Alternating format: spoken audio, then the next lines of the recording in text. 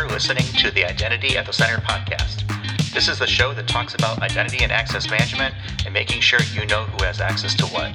Let's get started.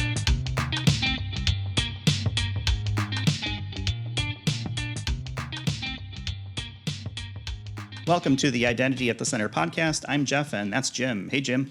Hey, Jeff. How are you? Oh, not so bad. Yourself?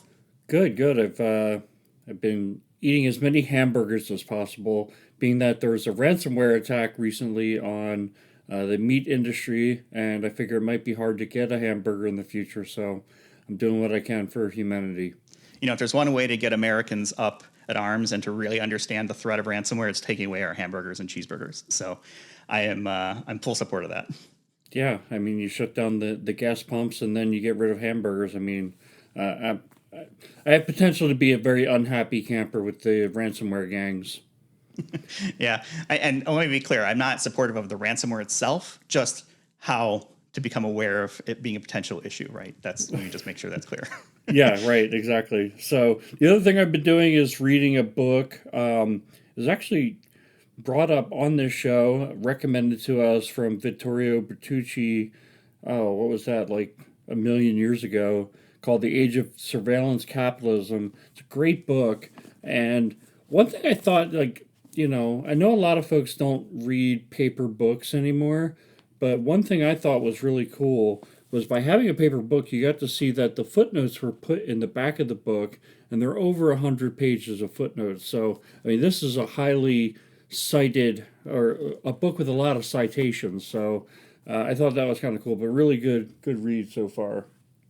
That sounds like it. I have to say I'm more of a more of a fiction reader, I guess I should say. The ones that I've read recently would have been The Expanse of Amazon fame, that show. And then one of my favorites I think people should check out is We Are Legion, or We Are Bob by Dennis Taylor, which is an interesting kind of sci-fi book where basically a human gets converted into AI and is basically in charge of kind of continuing the human experience, even though they are an AI throughout the universe, and kind of the challenges that come along with it. So I hate to spoil it, but it's very much written in kind of like a first-person perspective of Bob, the AI, and how that works. So I thought you were going to say comic books, but I will say that the more you read about like how our privacy is being eroded and what's going on with artificial intelligence in the real world, who needs sci-fi?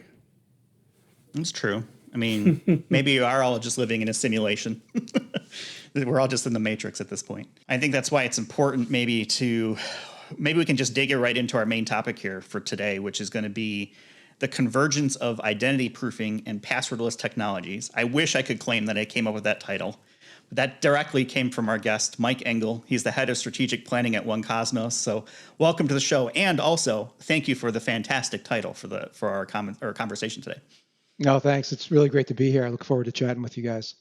Yeah. So, let's assume that we are not living in a simulation and that we do need to worry about authenticating each other in the real world and things like identity proofing and passwordless. That's where we're going to take the conversation later. But before we do that, right, we have our ritual of when we have a new person on the show to learn more kind of about their background and how they get into the identity space. Is it something that you chose, or did it choose you? No, I guess it's a mix of both. I've always been a security geek. I got my first computer when I was 12. I was messing around, I won't say hacking into things with CompuServe and AOL when I was still, running around high school. And so I got into this very geeky security-like mode of just always playing with computers in an interesting way. When I graduated from college, I got into distributed systems and all that, and my career morphed into running the InfoSec program at Lehman Brothers back before the term CISO existed and all that. We launched it in the late 90s. I did that until 2008, and then went bankrupt. We'll talk about that another time. But in that capacity, I was responsible for one of the first IAM projects on Wall Street. So account management, account provisioning before it was fashionable. So I got sucked into it then, and it's always been near and dear to my heart ever since. That'll be interesting. I want to talk about that, about the IAM kind of stuff before maybe it was even officially a thing. I think a lot of us kind of fell into that. Real quickly, though, we were talking about books before. Is there anything specific that you're reading that people should be checking out? Yeah, a couple. The book that Jim mentioned, the Surveillance Capitalism, that stuff's fascinating. There's so many things that happen behind the scenes that when you just hear it, you're like, I want to go hide under the bed. Another one that's similar to that is called "This Is How They Tell Me the World Ends," and it's by Nicole. I don't know her last name that well. I'm looking at it here, Perlroth. But she was a New York Times reporter and followed, Stuxnet and what the NSA did, and just so many different aspects of how we are dependent and vulnerable from really scary things. And it just the historical side of it is really amazing. I'd recommend that. And for those that just can't take any more security stuff in their daily breakfast, there's another one called A World Without Email, and it just talks about how we've all been consumed by Slack and email, and it's broken the way we work. And I'm a big believer that, we're he calls it this hyper hive mentality, where we're just constantly getting bombarded. So I'd recommend both of those books to anybody who has time to read. Yeah, I think the email and Slack thing is something that's interesting. Is I think we're always constantly getting pinged, and at least from my perspective, constantly getting Teams messages. Right, there's just kind of what we use. Same analog for Slack, and I get an email. It's like, what the heck is this? Right? Why are you sending me an email? There's this instant gratification that I think is expected sometimes when you go through a chat process, and That's right. right or wrongly, it's really blurred, I think, the lines of what does the working day look like for a lot of people, because now you're getting them on your phone. You have, the same kind of equivalencies from a capability standpoint. And unless you do a good job of setting boundaries, right, from work versus downtime, I think it definitely is a rabbit hole that a lot of people can and have fallen down into. Right. When's the last time you spent more than 10 minutes focusing on a task without looking at an email, right? So that's one way to think about it. Just this podcast, maybe. We'll see. So let me talk real quickly about when you went into the first IAM project on Wall Street. I guess, what did that look like? What year was this, and kind of where was the IAM space? Just kind of briefly, from your experience. Yeah, it was the early 2000s, and there weren't many IAM products out there yet, right? You're talking not too long after distributed systems really started getting some maturity processes around them. And at Lehman, there were about, I'd say, 20,000 people at that time. They had, just like everybody else, lots of systems. They migrated from Novell to Windows, and you had Active Directory, and then you had all these disparate systems that needed to be created and managed. A trader would get this, an equities person would get that, or whatever. And so you started figuring out, do you have a rules-based system, a roles-based system? And, we scoured the landscape. We ended up picking a product, a very, very young kind of dark horse winner of our bake-off, called Thor Technologies. And Thor Technologies ended up they got deployed at Goldman as well, and got bought by Oracle. And that became what today is a big part of Oracle's IAM products that they have today. So it was, you had to teach people how to do things differently. You had to make connectors to automatically provision based on whatever rules there were at the time, and it was green field. And everybody knew the problem was there. The technology was really young, and you knew it had to be done, but there wasn't too many options to do it, which will probably segue into passwords and where we're going with the conversation later, right? So now we know how to at least manage, create, and provision the accounts, right? We've got that. There's really solid projects, the whole IGA landscape, where you have these governance frameworks on top. But we're moving our focus now to other places, right? Yeah, that's real interesting. The background story on Thor. A lot of the folks that were a part of that company were some of the early employees of the company that Jeff and I recently worked for, Identropy. My experience in the early 2000s, being in New Jersey, so not that far from your neck of the woods, was we wound up purchasing Oblix, but that was the landscape at the time. On the access management side, it was Oblix, Netegrity, SiteMinder, and IBM had a pretty strong position. But it was Thor and Oblix became Oracle Identity Manager and Oracle Access Manager. That's right. Yeah, the good old days. The good old days. And now you're with One Cosmos. Other than a cool name, I guess, what is One Cosmos? Yeah, well, there's actually a pretty neat genesis story for that name. Cosmos with a K, by the way, it's the number one, the word Kosmos, means universe in Greek. And the founder, his name is Heyman Maldonado, created the company after having spent many years in the IAM space for the purpose of helping people to manage their own identities. All right, we'll talk more about that. But so in one cosmos, one universe, the idea is eventually we'll have our own identity under our own control, and you'll be able to use that identity anywhere in the universe, which today is just on the planet Earth, but who knows? Let's see where Elon Musk takes us, right? Because it's the centralized usernames and passwords and repositories and the surveillance economy of the people who, quote, manage our identities for us is going to change very soon. So that's where One Cosmos, the name, came from. And the company focuses on establishing identity and letting you use that identity in new ways that preserves privacy and increases security and better user experience. That's pretty interesting Genesis story with one universe and kind of how you played that into one Earth at this point. But that's, one of the things we get out of the podcast is statistics where our listens are coming from.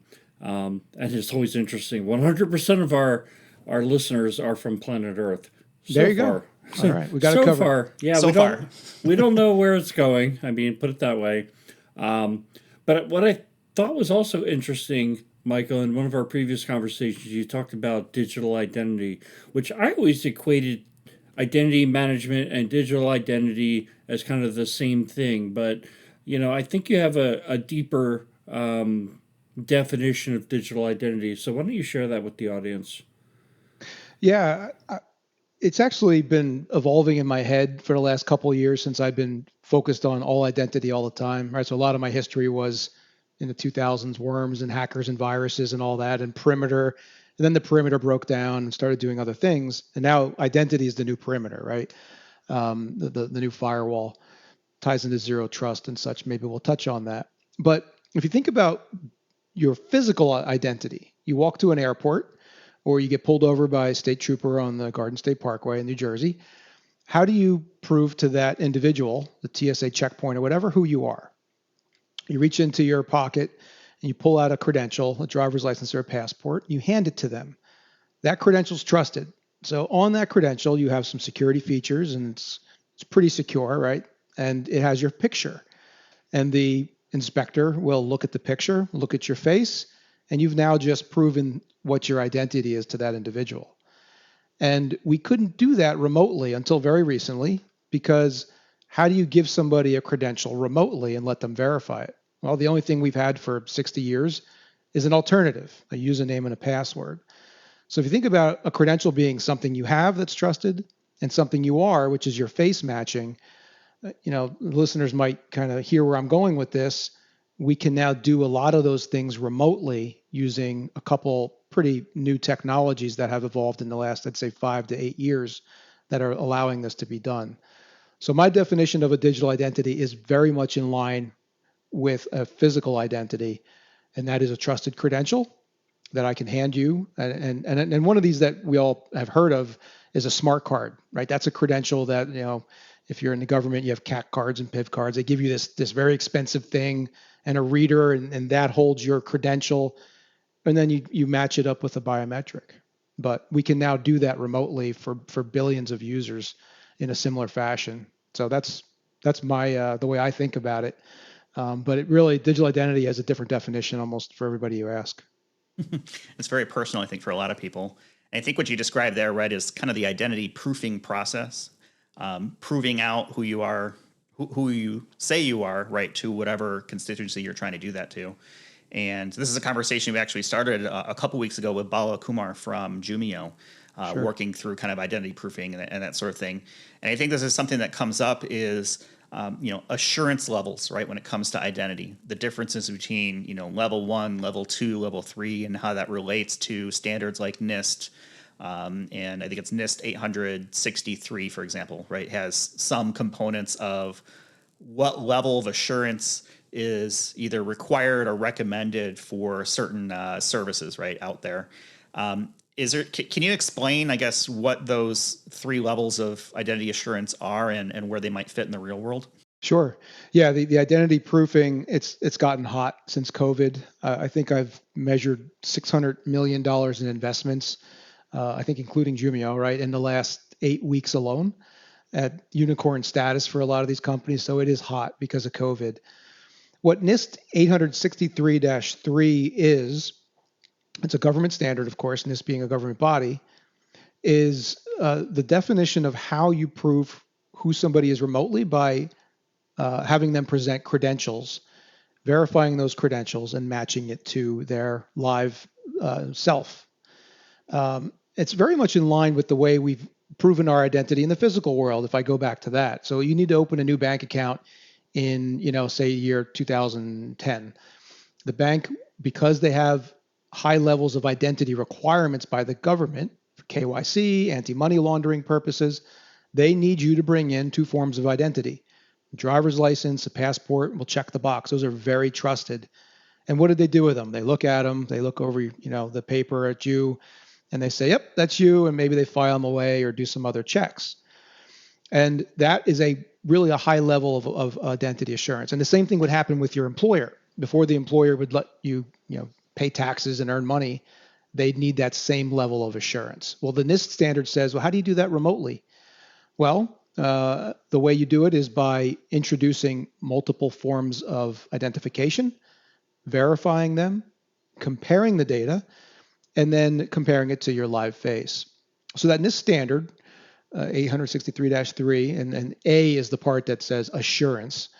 There's other components that we can touch on, but that A assurance has level 1, 2, and 3. Level 1 says you're just a name out on the internet. If you've created a PetSmart account, that is a level 1 identity. You can be Billy Bob Thornton or Joe Smith or Jim McDonald. It doesn't matter. There's no real proof behind it. You may put your address and some credit cards. To get to level 2, you need two forms of identity proof that are verified in what they call strong forms of identity. And there's different ways to do it. And it may vary on other countries have their versions of it, but it's all based on the same principles. And to get to level 3, the highest level of assurance, you need a way to prove that the person holding the documents is a live person. And so that's how you get from 1 to 2 to 3. It's increasing levels of documents and verification of that. So now, if you want to go open some types of bank accounts at a neobank or a Coinbase account for crypto, they will do some steps of this process digitally, and it's passing the checks that they need to meet the regulatory requirements. It makes a lot of sense. I think back of when you were talking originally, right, about going to the airport, right, showing an ID for TSA and things like that.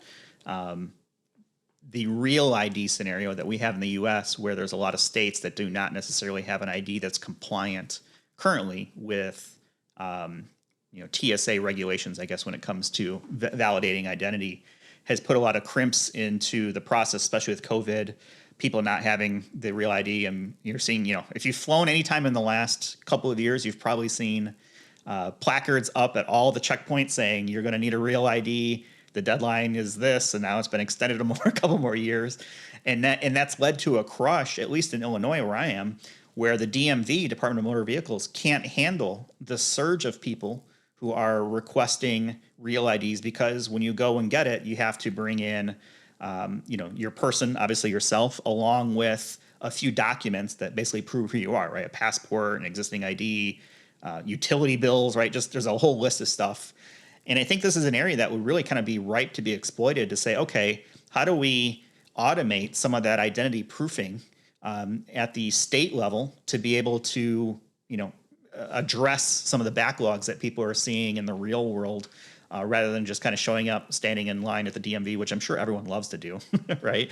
That's right. And kind of work through that process. So I'm curious to see if you've seen any uptick in, state or government agencies looking more into remote identity verification and proofing since the COVID era began here. No, it's embarrassing. I'll try not to go on a rant, but here we are in 2021, and our government doesn't issue us a digital credential.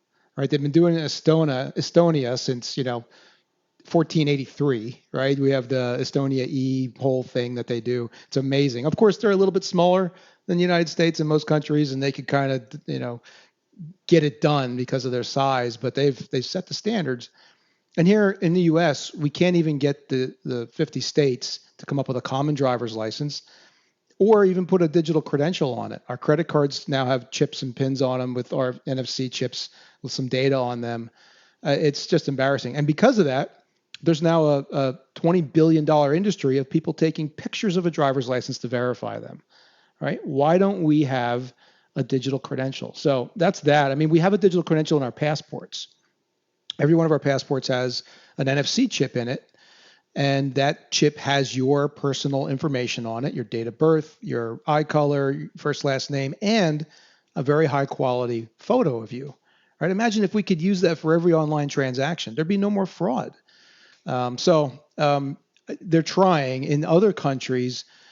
Singapore, Australia, the Australian tax office is letting you create digital identity there, and you can now create your identity for use for logging into Australian government services. So they've digitized it. It still involves taking a picture. They haven't actually issued a digital certificate in the way that they should. You're seeing it get more traction in some smaller countries, but it's going to be a long time just because of how long it takes to get things done. So we'll see. In the meantime, we'll do the best we can with what we have. Yeah, Estonia is a fascinating kind of case example of, I guess, being really forward thinking. I think I read somewhere like 98% of the population has some sort of digital identity associated with them, and it puts them, far ahead when it comes to services that require identity, and having that common identity certainly helps with that. I'm curious because I know this is going to go down maybe a little of a sideways path, but it wouldn't be an episode if I didn't take us there. When it comes to technology like deepfakes and the requirement, right, to prove liveness of a person, especially remotely, where do you see that kind of technology hampering the ability to effectively say, yeah, this is, Jeff, and I'm holding up my IDs and I'm blinking, and maybe I have some sort of, liveness from a video perspective versus, maybe a digital representation of me that, is not really me and someone's trying to misuse. Yeah, there's some technologies that can thwart that, but it is going to be an arms race to some extent. Just like you can copy it, forge driver's licenses. I don't know how much they do that on the passport side because of that chip in there. That's kind of very hard to duplicate or reproduce. But one of the things that makes remote proofing a little more secure is the fact that you have to interact with the camera. You're not just holding up a projector or a picture, and you're asking the user to interact with it in a kind of random way. So for example, in our proofing product, we will ask the user to blink or to smile or turn your head left and right. We check for depth of field. And so you can do some things like that. Now, you put enough money and effort into it, and you could probably fool any system. There are certifications that are evolving in the industry as well to help make sure that we're doing the best we can on that front. So the lab that tests the NIST 863.3 standard, for example, is called iBeta. And there's certifications that you go through to get your product to the highest level that you can with today's technology. Yeah, that arms race is always something that's interesting, right? It's kind of cat and mouse. I'm interested in it just because I want to make some sweet memes and GIFs. That's my own personal interest in it. From a technology standpoint, I would imagine it's gotten easier to do some of this proofing work because of the quality of devices that are now out there. We talked a little bit before, in a previous episode, but the jump in camera quality, resolution, the ability to do things like depth sensing, right, with things like LiDAR on the new iPhones, or even if you're an Xbox fan, right, the Xbox camera had depth of field when it came to being able to determine where you are in a 3D space and not just a 2D image, right, those sorts of things. I would imagine those types of technologies have really impacted the quality and the ability to be able to provide a higher level of assurance that yes, this is in fact more accurate, and it becomes easier because more people have access to them as the costs have come down and those kind of services have been, or capabilities have been bundled into devices in the mass market. Is that right? Yeah, there's three technologies that we're using to move identity forward in a way it hasn't been done before. The first is the quality of the camera, ability to capture high quality document images and do the OCR, get the image off your face. So the camera is a big enabler, right? 12 megapixel standard. That's amazing. Your laptop still has a 720p camera in it. The second is the trusted platform module, right? So inside nearly every modern smartphone and computer is a separate chip outside of the main memory and CPU that is made just to keep information safe, right? Because if you keep it in the main computer, other programs can get at it. So this TPM is a safe place to keep your digital credential, your private key, which is the same as the driver's license that I used in my earlier example, bridging physical and digital together. So two things, camera and the TPM. So now I can give you a credential, something you have, and I can verify your face or your voice, something you are, and put those together. And you'll notice I didn't mention the word passwords in either of those to prove who you are, right? There's no something you know in either of those coming together. So, and then the third is modern cryptography to keep it all safe, secure, and easy to share. So we leverage blockchain technology to keep your credentials safe. As you all know, crypto wallets, cryptocurrencies, when you have that private key, nobody can get it. Otherwise, the entire crypto currency market would melt down, right? So if it's safe enough to keep a $220 million wallet safe, it's also safe enough to keep your identity safe, right? So you put those three things together, it becomes a real enabler to prove who you are in a safe and secure way to remote systems that need it.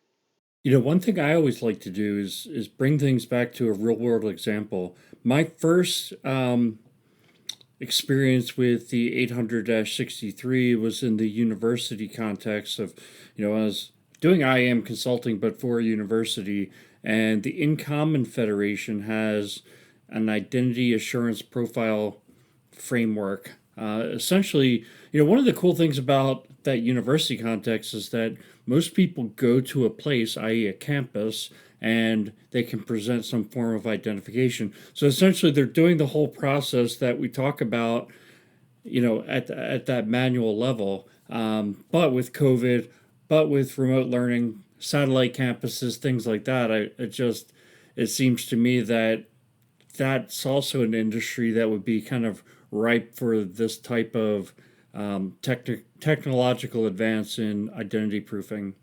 Mike, one of the things that we kind of talked about or titled this this episode, the intersection of identity proofing and passwordless, right? And so one of the things we wanted to get into, obviously, was passwordless. So how does that work? Do I still have a password, or am I truly passwordless? And kind of how would an organization kind of go about implementing passwordless technology? Yeah, no, that's quite a loaded question, but it actually is simpler than it sounds. So when people think passwordless, they think 2FA or getting a code or using some type of token. And there are ways to get rid of your passwords with other things that are still these things that can be stolen. Our definition of passwordless is using your identity to authenticate instead of a knowledge, a secret or knowledge based. And again, going back to your identity, it's that private key and your biometric. So one of the most common use cases is your web-facing systems. So, for example, you wanted a real-world example. Some of our clients use it instead of a username and password on a login screen. We put a QR code.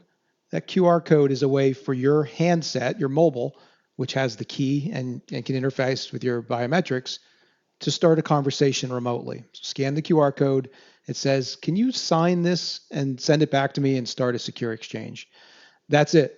You engage with that system remotely, scan the QR code, prove your biometrics. We have now proven that you have your private key, via digital signature, and that you have your biometrics. And basically, you're in without even touching a keyboard.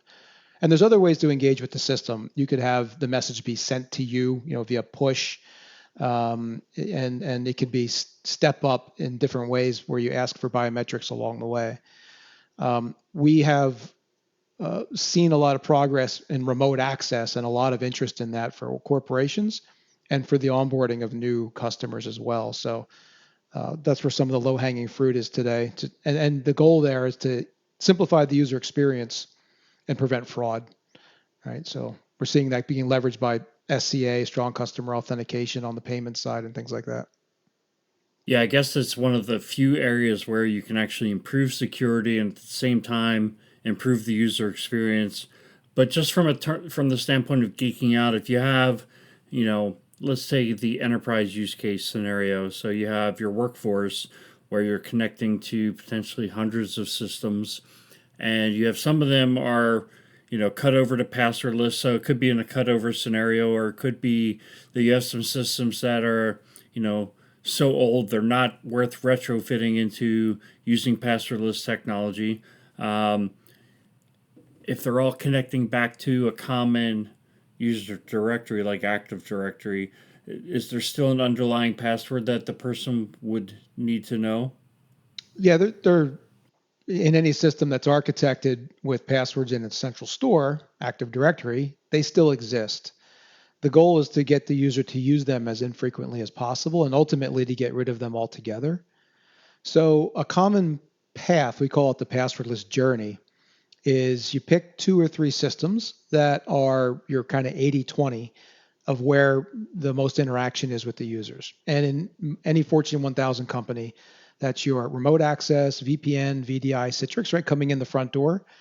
And then as you hit the operating system, Windows or Mac, if you solve those 2 and then combined with your SSO system, you really are solving password challenges for 80% of your interactions with the user. So that means they're not typing in their Windows password 15 times a day as their workstation locks. They're not changing that password every 90 days with the new 16-character password. And of course, there's the security quote side benefits, right? There's no credential to be stolen. But to your point, what happens when they hit that HR system that was built 15 years ago that still logs in with the legacy AD username and password? You don't even know where the code is for that anymore. So for that, the way we tackle it is we let the user reset the password on demand by using their biometrics. So HR system, I need to change my 401k contribution. Oh, my username and password. Well, I just spent 72 days not typing my password and I don't even know it anymore. All right, so they hop up, they go into the app, they scan with their biometrics, they type a new 16-character password in, hit enter, and then go to the website and type it in and they're done. So it's not perfect, but it's far better than calling the help desk or writing the password down, that on that 72nd day to go use it. So really on demand, when you do need it, you can just push a button and have it reset in the same trusted way that you use to authenticate. Yeah, that really is an awesome real world scenario because I totally see myself doing that, even living in a non-passwordless world, going to that once a year tax website and you're like, oh, I've gone here for the last 10 years, but I can never remember the password.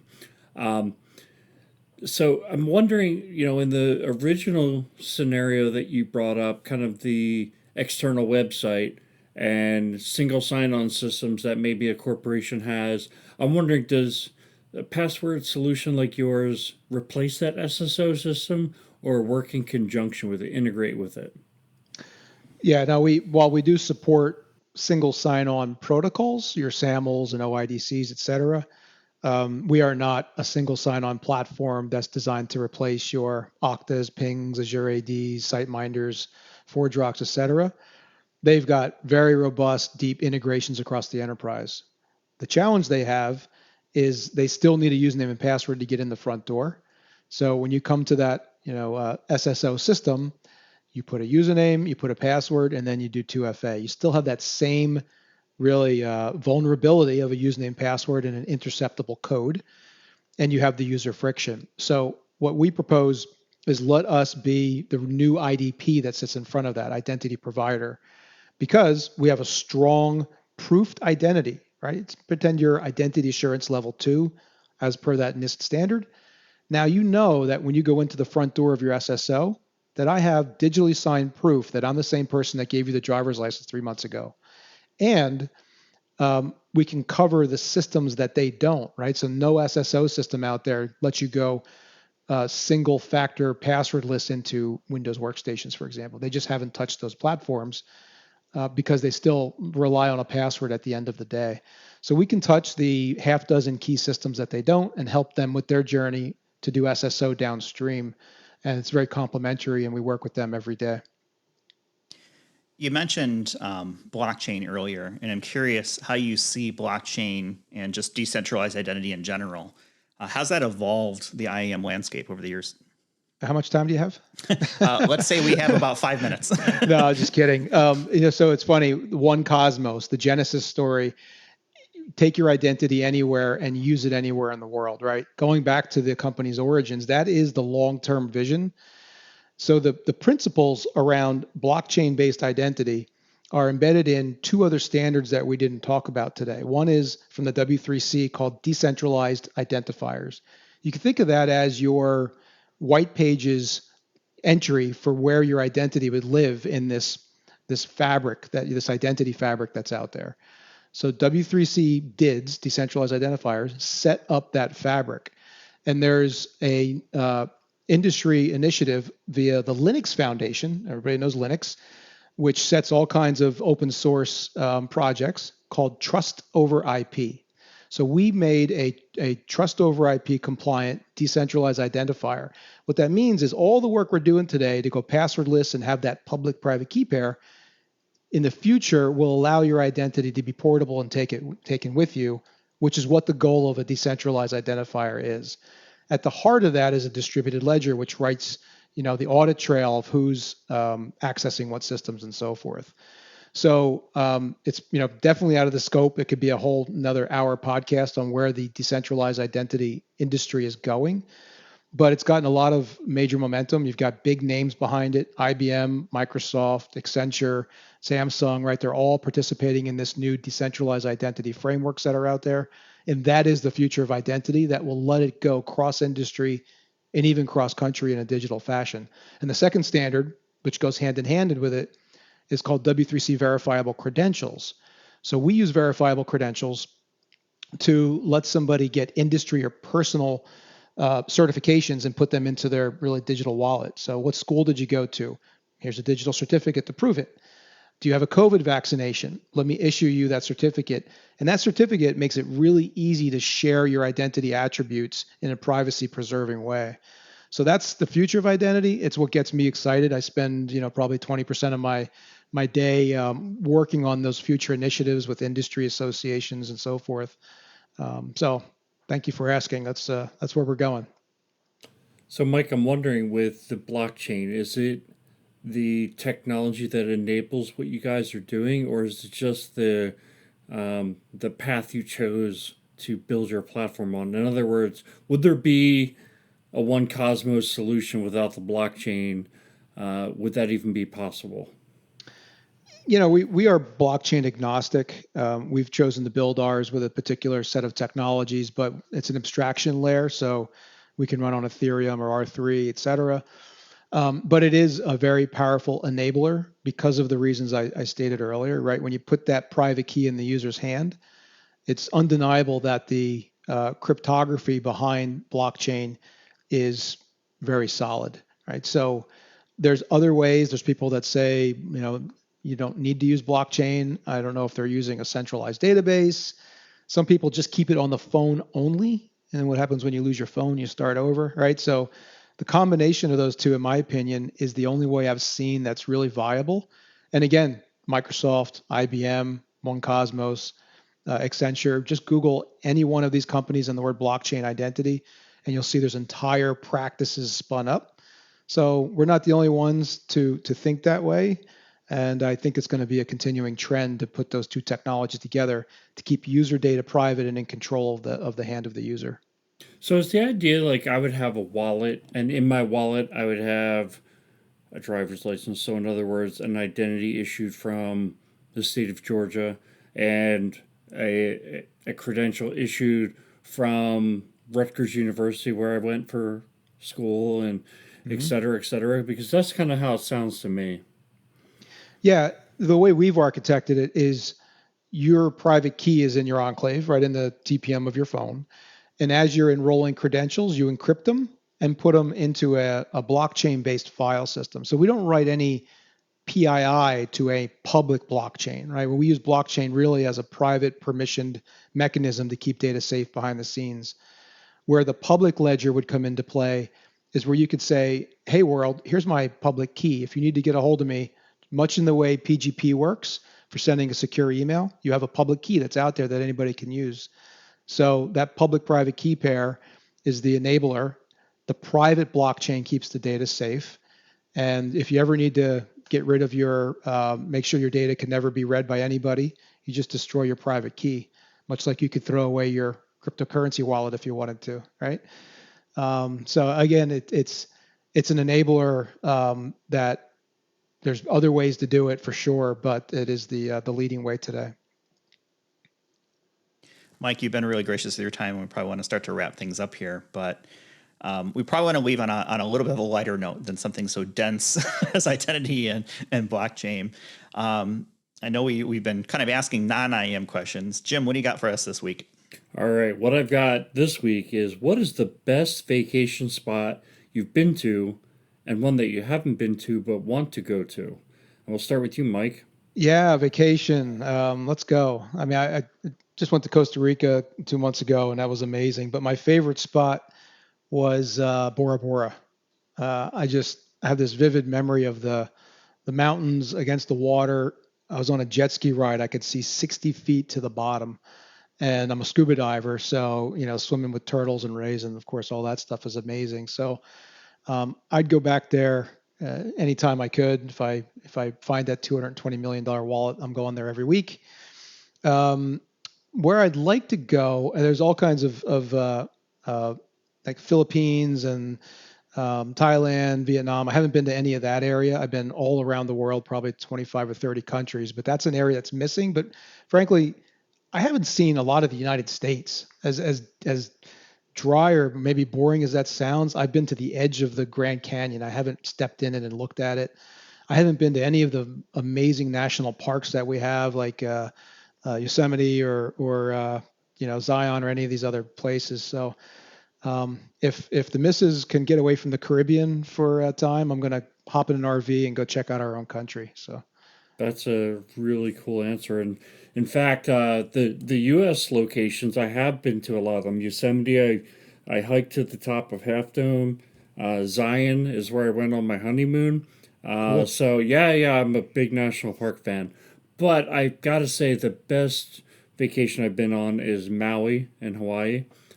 Just fantastic, beautiful place. One of our colleagues moved there. He became an independent consultant and moved there, and I envy him. I envied him until the COVID lockdown, and I think Hawaii was especially restrictive. And I think, take island fever and turn it into cabin fever at that point. But the other place that I haven't been to that I'd like to get to is something you mentioned. And I've heard about the beaches in Thailand, and that there are actually elephants that just walk along the beach. And I just think that is so cool. So one of these days, I've got to do that. yeah, that sounds awesome. I'll be right behind you. Hey, Jeff, what about you? And then take us out. Yeah, I feel like I've had a very boring vacation career. I do far more interesting work travel, which isn't the same. I think probably the place that I've had the most fun, or at least most relaxed, would have been Playa del Carmen, which is a little bit south of Cancun in Mexico. My wife and I went there for our 10-year wedding anniversary several years back, and it was probably one of the few vacations where there were no plans, just sat on the beach, had beverages and ate food and just didn't have anything to worry about. So I think that was probably the best location I've been to. But for a bucket list, no doubt Tokyo. I would love to visit Tokyo and kind of Japan and kind of tour the area there. Probably no surprise there given my proclivity towards technology. But that's where I think I would like to head out next. But yeah. So I think with that, it's probably a good spot. Maybe we can kind of leave it for this week, a little bit lighter note. But before we go, any final words of wisdom, Mike, that you want to impart upon us? No, no. I mean, any IAM fans out there, the passwordless journey is one step at a time. There's so much going on in the space. It's hard to know which way's up or down and who's telling the truth or not. But anything that you can get your hands on and play with is it's very easy to prove this stuff out. So I'm sure there'll be a lot of geeks out there like me that get their hands on it and log into their corporate or personal mail without a password for the first time, and that's when you become a believer. It's like that first time you use Apple Pay, you're like, oh, I get it now, right? So it'll be a fun journey for all of us in fixing the problem. I can't remember the exact quote, but something about, something that's technologically advanced is almost indistinguishable from magic. Magic, that's right. Yeah, exactly. I totally butchered that, but I think you got where I was going with it. Jim, what about yourself? I mean, like I mentioned, I've been obsessed with ransomware lately, as I think a lot of the world has. If you're an IAM practitioner out there and you've been wondering, how do I get funding for my IAM initiative? I think that's it. It's ransomware, because executives, non-technology and technology executives, are quaking in their boots right now. And how do we get our arms around this and not be the next big victim of a multi-million-dollar ransom? So, folks, the information is out there. Just do a Google search on ransomware tracker, or looking at some of the recent ransomware attacks, and follow the links, and you can educate yourself pretty deeply in a couple of hours, couple of days, and it's actually really interesting reading when you get into it. It's almost like a spy versus spy novel. Thanks, Jim. Good points there. I think, how you eat the elephant walking on the beach, one bite at a time. So that's probably where we'll leave it for this week. Mike, thank you so much for your time. I'll have links in the show notes to connect with Mike on LinkedIn. You can also learn more about One Cosmos, number 1, and then KOSMOS.com. So you can learn more about what they're doing in this space, which is really interesting, as well as some other links we'll have there for some of the books we talked about. This is How They Tell Me the World Ends, The Age of Surveillance Capitalism, and then if you want to be a dork like me and read sci-fi, We Are Legion or We Are Bob. So I'll have links to all those books that you can kind of check out, hopefully on your own time. And with that, we'll go ahead and leave it for this week. Thanks, everyone, for listening, and we'll talk with you all in the next one. Thanks, everybody.